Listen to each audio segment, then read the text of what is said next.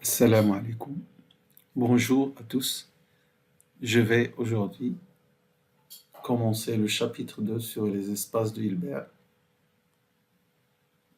Je ne suis pas sûr de pouvoir le finir parce qu'il est tellement long.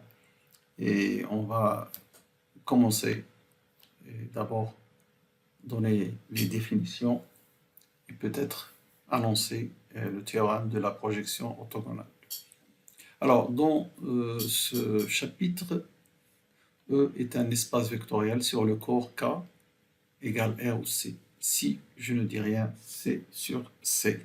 Comme dans cette définition, on donne la définition générale d'une forme hermitienne. Donc, voilà, une forme hermitienne sur E, l'espace vectoriel cité ci-dessus, est une application phi de E croix E vers le corps K, donc on prend C en général.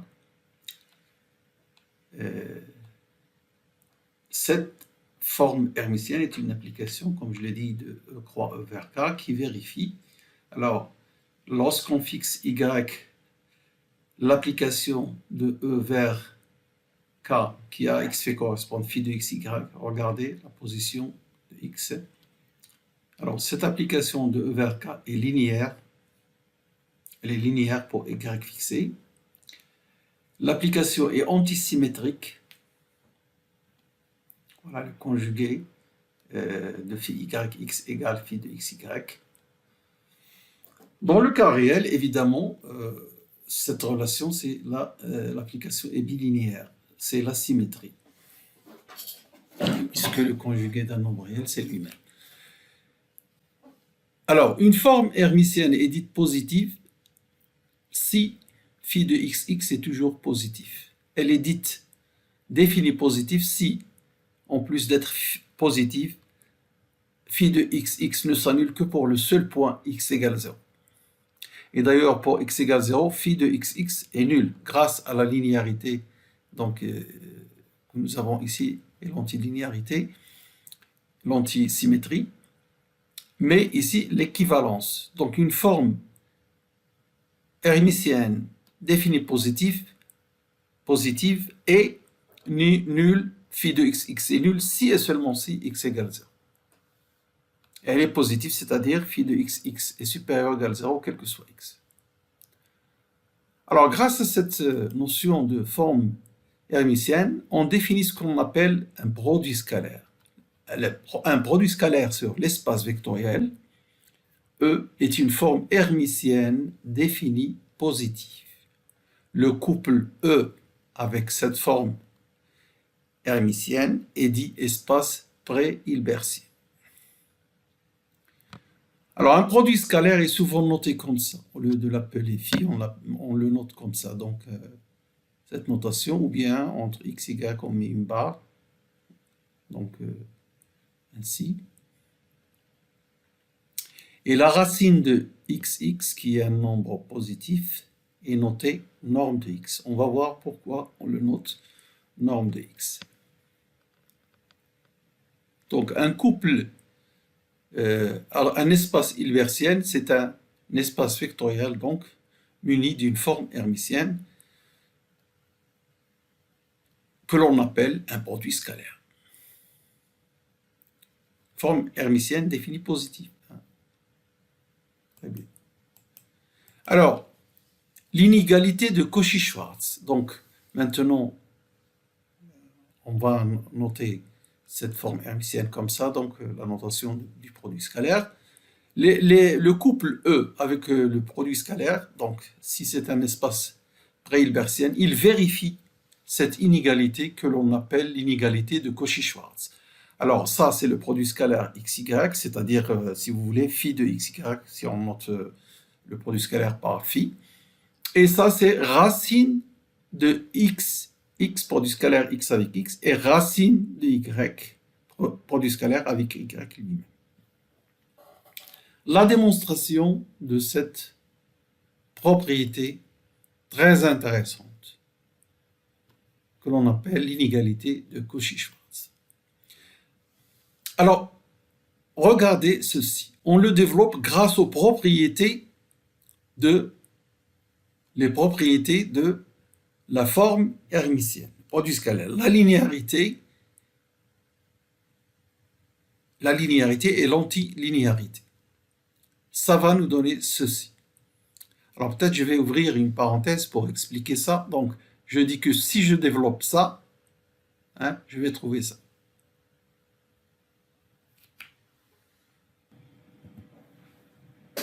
Alors nous allons voir comment on obtient ceci est égal à ça.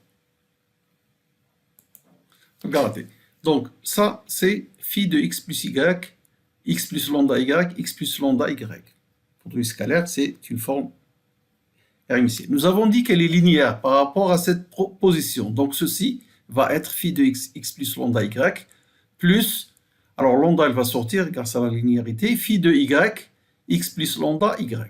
Maintenant, dans cette position, je n'ai pas la linéarité, mais j'ai l'antilinéarité. Mais on va le découvrir petit à petit. Donc, alors, on va pour retourner à la position de gauche, donc ceci. Alors, je mets le conjugué. Ça d'abord. Donc, est égal à son conjugué, au conjugué, mais de x plus lambda y, virgule x. N'est-ce pas? Et donc, le lambda, je le laisse comme il est. Et ceci, je vais le renverser, donc la parenthèse, en mettant ceci dans la première position, mais je dois mettre un conjugué. Alors maintenant, dans cette position, j'ai la linéarité. Donc ce sera phi de xx, mais avec le conjugué. Le lambda va sortir, mais puisqu'il y a un conjugué dessus, donc c'est lambda conjugué. Et puis il va rester phi de yx avec le conjugué. Maintenant, le lambda, il est en facteur de ceci que je vais développer de la même manière, comme j'ai fait ici. Juste ici, il y a y. Donc pour retrouver ceci. Mais attention, ici ce sera phi de phi de x y avec conjugué, plus lambda bar, le conjugué de y avec y. Alors là c'est y avec y. Y. Je vais peut-être écrire ça un peu plus net.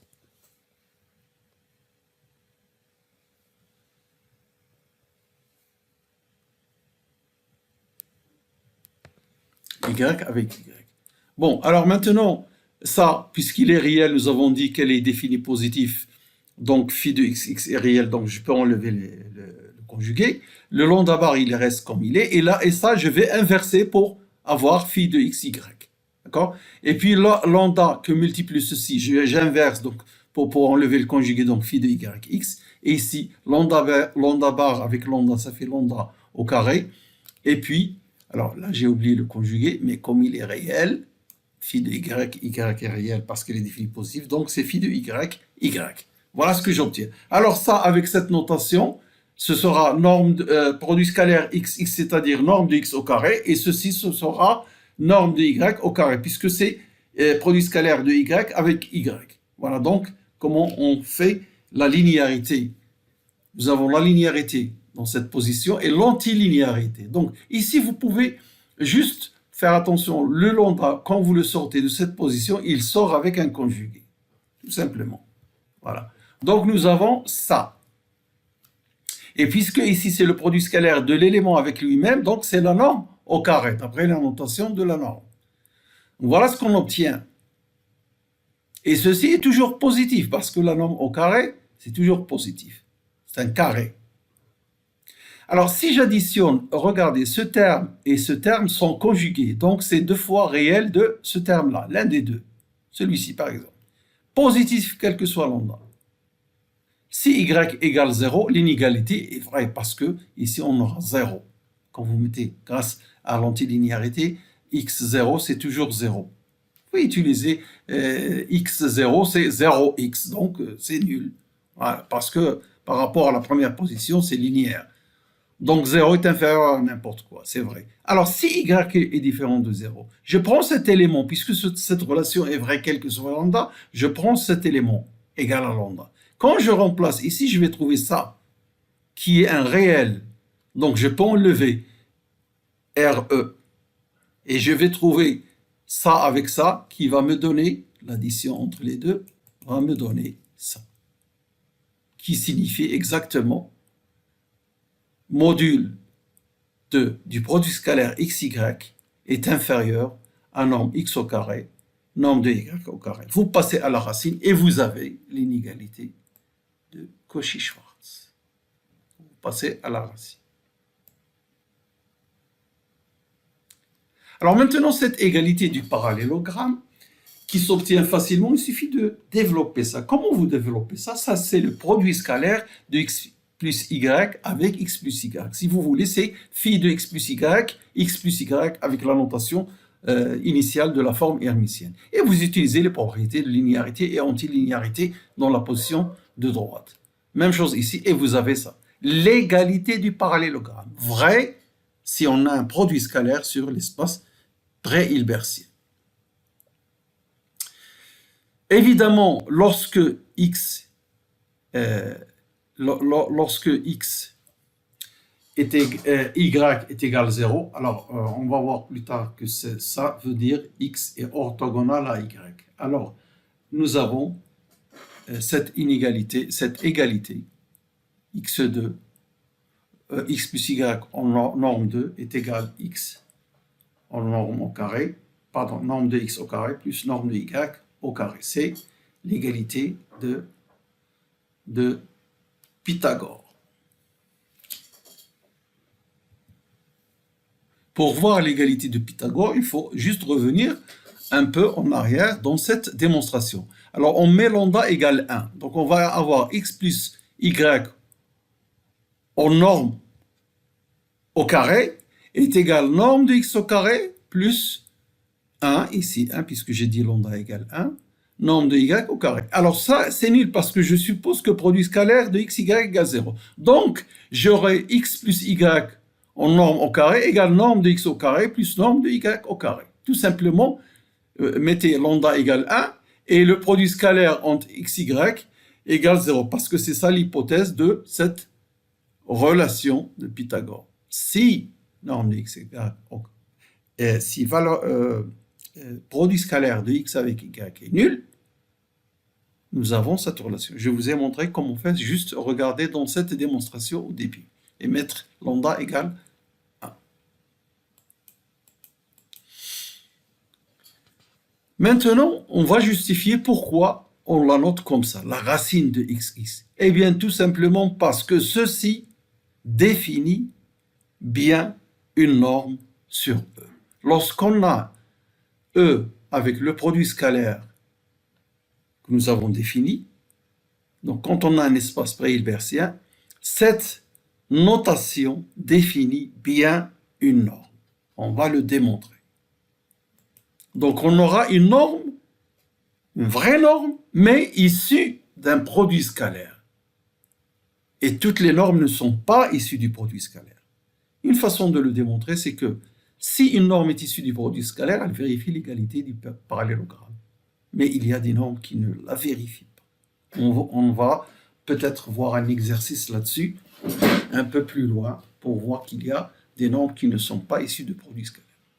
Alors, pour démontrer que c'est une norme, les trois propriétés d'une norme que nous avons vues au début du chapitre 1. Si norme de x égale 0, ça veut dire x égale 0. Parce que rappelez-vous, norme de x, c'est racine de x avec x en produit scalaire. Et c'est égal 0, c'est équivalent à x égale 0. Parce que nous avons dit que la forme hermitienne, phi de xx, nous avons noté ça phi de xx au départ, est définie positive. Donc, on a bien x égale 0. Maintenant, si je prends lambda x au carré, pourquoi on prend toujours par les carrés? Parce que pour revenir à la définition, norme de lambda x au carré, c'est lambda x en produit scalaire. Et là, j'utilise la linéarité. Le lambda, à gauche, linéaire, sort le lambda. À droite, antilinéaire, il va sortir lambda conjugué. Et ça, c'est module de lambda au carré. Passez à la racine et vous trouvez ça. C'est bien ce qu'on veut. La deuxième propriété d'une norme. Troisième propriété, l'inégalité triangulaire. Alors, comment on va la démontrer? Alors, regardez cette relation. D'où vient cette relation? Eh bien, ça vient d'ici, de cette démonstration. On ne va pas la refaire. Cette relation où vous mettez, regardez, cette relation, lambda égale 1. Et vous trouvez ceci. Lambda égale 1. Hein? Ouais. Rappelez-vous bien. Lambda égale 1. Donc, norme de x plus y au carré est égale à norme de x au carré plus 2 réels, puisque c'est lambda, donc ceci disparaît, 2 réels de produit scalaire xy plus 1 fois norme de y au carré. C'est bien ce que j'ai écrit ici. C'est bien ça. Maintenant, le réel du produit scalaire xy est inférieur à module de xy, parce que il est inférieur déjà à sa valeur absolue, qui est inférieure au module de norme de xy. Si vous voulez, quand vous avez a plus ib, eh bien, il est évident que a est inférieur à module de a plus ib, parce que module de a plus ib, c'est a2 plus b2, avec la racine, bien sûr. Donc ça, c'est inférieur à ça, et ça, c'est quoi? Par l'inégalité de Cauchy-Schwarz, ceci est inférieur à ça, donc on récupère ceci finalement. Et ça, c'est une identité remarquable qui est norme de x plus norme de y au carré. Donc on passe à la racine et on a ceci, l'inégalité triangulaire. Donc on a bien une norme. Voilà donc le premier point que l'on peut dire, qu'un espace, un espace pré-hilbertien est bien un espace vectoriel normé muni de la norme issue de son produit scalaire. Alors, on ne sait pas comment elle est cette norme, mais lorsqu'elle définit une topologie, alors une norme définit une topologie. Lorsqu'elle est complète, cette topologie, on dit que c'est un espace de Hilbert. Donc, un espace de Hilbert est un espace pré-hilbertien complet pour la topologie que définit la norme issue de son produit scalaire. En particulier est un Banach, parce qu'il est normé et complet. Un Hilbert est un Banach. Un Banach n'est pas forcément un Hilbert. Voilà ce que ça veut dire, un Hilbert. Et voilà, nous donnons des exemples d'espaces munis de produits scalaires, par exemple K puissance n, ou que vous preniez R ou C, donc Rn ou bien Cn, munis de ce produit scalaire, la somme des xk, y, k avec cette barre lorsqu'on est dans C. Alors dans R, c'est juste xk, y. Alors ce produit scalaire, en fait, il définit la norme euclidienne. La norme euclidienne, c'est racine de produit scalaire de x avec x. Et comme vous savez, ceci est bien complet parce que c'est un espace de dimension finie, et donc c'est bien un espace pré-hilbertien, mais qui est en plus un Hilbert. Vous avez aussi cet espace parce que j'ai déjà fait des exercices là-dessus, cet espace L2 des suites. Alors ça, c'est un espace de dimension finie, des suites dont la somme des modules de xk au carré est convergente. Alors on définit ce produit scalaire. En fait, c'est un petit peu la transcription de ceci, mais en mode infini. Hein. C'est juste l'inspiration de définir ça, mais avec des composantes infinies. Voilà un produit scalaire également.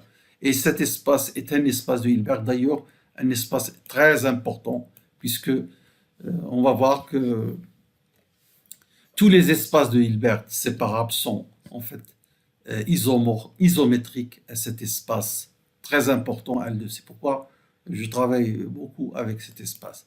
Alors on peut aussi voir le cours d'intégration, les espaces L2, L2 de R ou L2 de oméga, où on définit, donc par exemple dans R, on définit ce produit scalaire, ça donne bien un espace de Hilbert, l'espace L2. Alors les LP ne sont pas tous des espaces pré-hilbertiens, hein, il faut bien faire attention.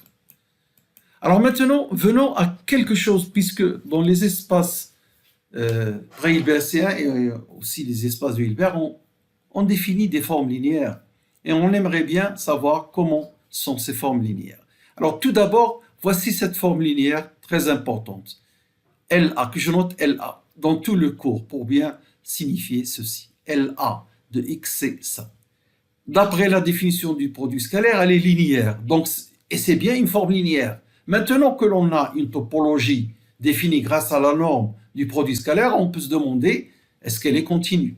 Eh bien oui, elle est continue. Et en plus, ce qui est très simple, c'est la norme de la forme linéaire est égale à la norme de A. Attention, c'est de E vers le corps. Donc en général, C. Hein? Ou bien parfois R. Pourquoi pas. La norme de cette forme linéaire, c'est l'élément A. La linéarité. La linéarité vient de la définition du produit scalaire. Dans cette position, on a la linéarité. Maintenant qu'elle est linéaire, comment montrer qu'elle est continue? Elle est bornée. Parce que vous prenez la norme dans l'espace d'arrivée qui est R ou C, donc c'est le module de LA de X, qui est par définition le module de ceci, et grâce à l'inégalité de Cauchy-Schwarz, c'est inférieur à ça, et donc du coup, vous trouvez que lambda A est continu, et sa norme est inférieure à cet élément qui est norme de A. Maintenant, il faut montrer l'inégalité dans l'autre sens. Alors, on revient à la définition de la norme. Hein? La norme de LA, c'est le sup des modules des images de LA lorsque X décrit la sphère unité. Alors, si je prends cet élément-là que vous voyez ici, c'est bien un élément de la sphère, puisque sa norme est égale norme de ce Y égale à 1. Donc, ce sup est supérieur à module de LA de Y, et module LA de Y, quand je calcule, je trouve ça. Regardez, ça est égal à ça, et ça c'est norme de A au carré, c'est une norme de A, c'est bien norme de A. Donc, j'ai donc démontré l'inégalité dans l'autre sens, et par conséquent, on a l'égalité. L'égalité, norme de LA égale norme de A. Dans un espace pré-hilbertien, c'est toute forme linéaire, toute application de ce type est une forme linéaire. Alors nous allons voir mieux que ça, que les seules formes linéaires, mais attention, lorsque E est un Hilbert,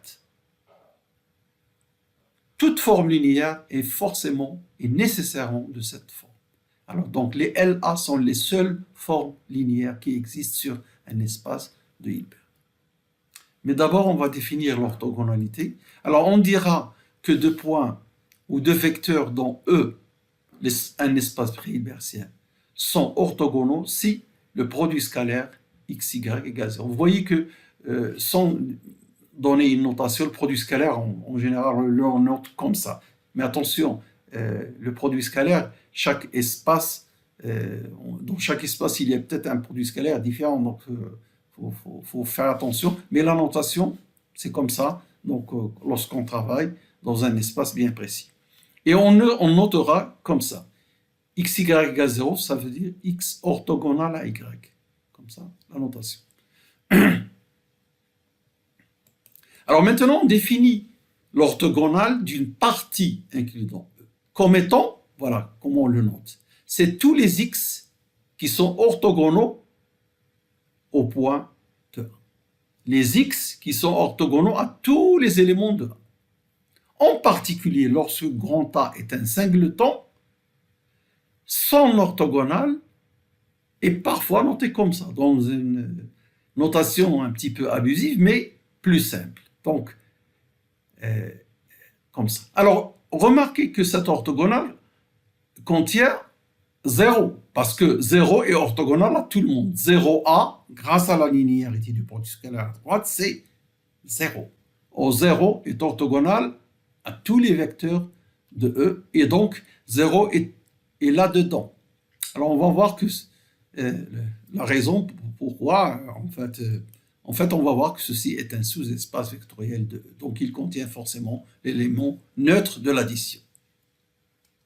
Mais avant, quelques propriétés de cette notion d'orthogonalité, soit un espace pré-hilbertien, vous voyez que les propriétés sont valables dans les espaces pré-hilbertiens. Quel que soit l'espace pré-hilbertien, pas forcément un Hilbert.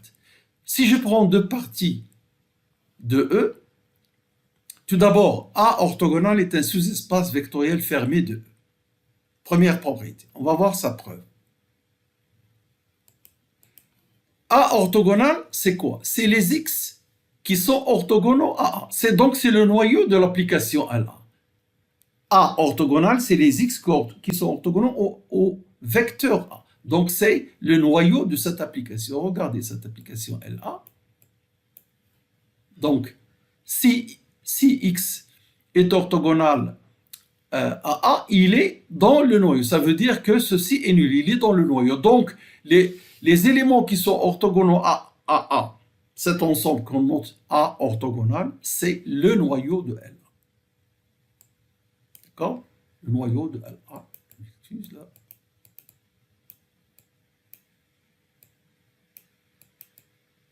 Alors, est-ce que je suis passé? Voilà. Voilà. Bon. Alors, donc, comme on a vu que LA est une forme linéaire continue, donc cet ensemble, hein, il peut contenir une infinité d'éléments, hein, et est un sous-espace vectoriel fermé de E. Et qu'est-ce que c'est? Si maintenant vous prenez une partie A, son orthogonale, c'est les éléments qui sont orthogonaux à tous les éléments de A. Donc c'est l'intersection de A orthogonal, le singleton A orthogonal.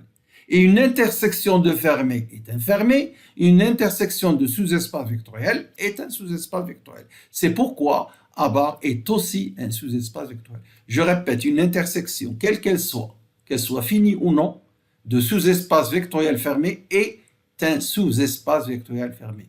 Et par conséquent, voilà, grand A avec l'orthogonale de grand A, cette notation se lit orthogonale de grand A, et aussi un sous-espace vectoriel fermé. La preuve de 2 et 3, elle est évidente, c'est juste des propriétés. A, si X est dans A, il est orthogonal à l'orthogonale de A. Donc, manifestement, A est inclus ici. Et cette notation comme ça, pour ça. Alors maintenant, si A est inclus dans ceci, on a vu que tout orthogonal est un sous-espace fermé. Alors si A est inclus dans ça, sa fermeture aussi, parce que ça c'est un fermé. On a ceci. Alors cette propriété, elle est tellement évidente. Si un élément est orthogonal à tous les éléments de B, il est forcément orthogonal à tous les éléments de A, puisqu'ils sont inclus dans B. Donc on a à regarder l'inversion des positions. A inclus dans B implique B orthogonal inclus dans A orthogonal. Alors ça, c'est la propriété. Et la proposition de 3. Alors maintenant, je vais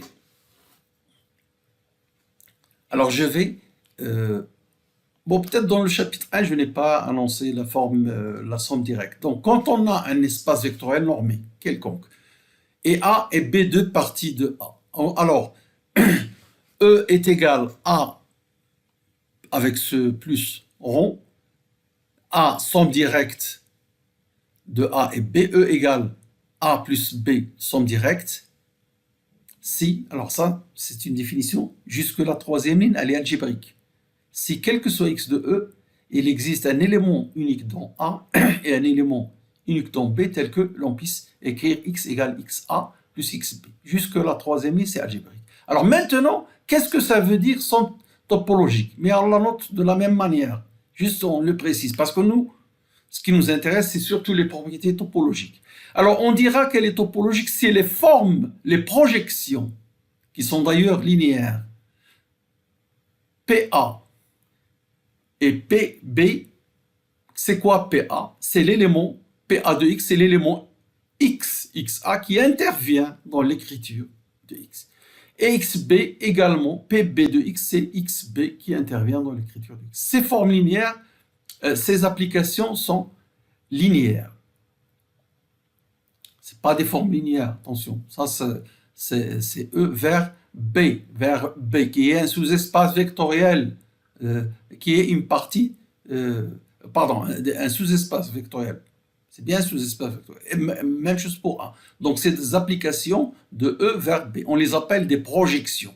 Hein, des projections. Donc, somme directe, si les projections définies ainsi sont continues, elles sont linéaires, en plus elles sont continues. Voilà ce que ça veut dire somme directe topologique. La somme algébrique, je rappelle que tout élément Voilà la définition, mais vous pouvez l'écrire aussi que tout élément s'exprime comme un élément de A plus un élément de B et que l'intersection entre A et B est réduite à l'élément neutre de E. Alors maintenant, je vais énoncer le théorème de la projection orthogonale et je vais arrêter la première partie du cours ici. Alors ce théorème est très important dans le chapitre des espaces de Hilbert.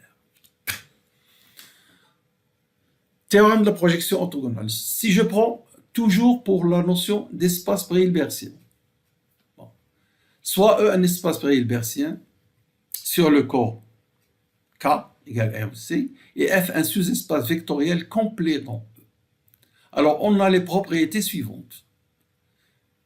Quel que soit X dans E, il existe un élément unique dans F qui, tel que la distance de x à f est égal à la norme x moins x, c'est-à-dire l'inf de x moins y lorsque y décrit grand F. Alors cet inf n'existe pas toujours, mais avec ces hypothèses, il existe, enfin cet élément qui réalise ça n'existe pas en général. Bon.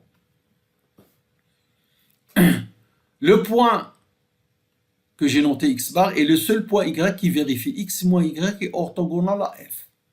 Alors, qu'est-ce que ça veut dire? Que veut dire cette ligne? Veut dire que x moins x bar est orthogonal à f. Ah, c'est pas le conjugué de x, parce que ça, c'est des vecteurs. C'est juste une notation. X moins x bar est orthogonal à f, et d'ailleurs, c'est le seul point qui vérifie cette propriété. Ensuite, PF, elle est vraiment une projection. Ce PF de E vers F qui à X fait correspondre l'élément unique X bar est une application linéaire continue de norme 1 si F est différent de 0. Écart de PF, c'est l'orthogonale de F. E est son direct de F plus F orthogonale.